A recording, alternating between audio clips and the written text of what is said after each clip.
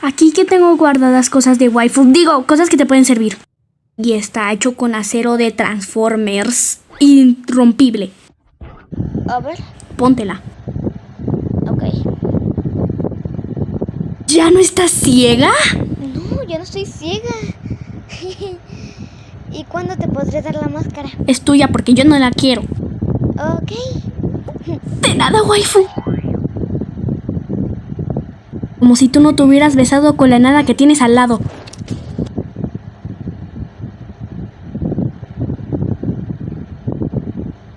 Pues sí, haría un buen chip.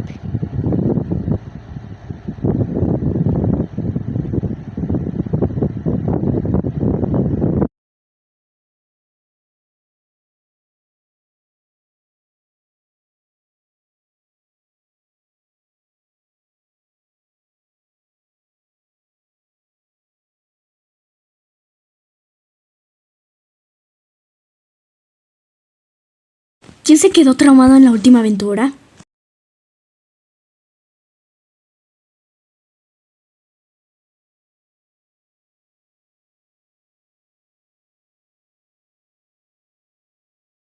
¿Acaso nos quieren matar?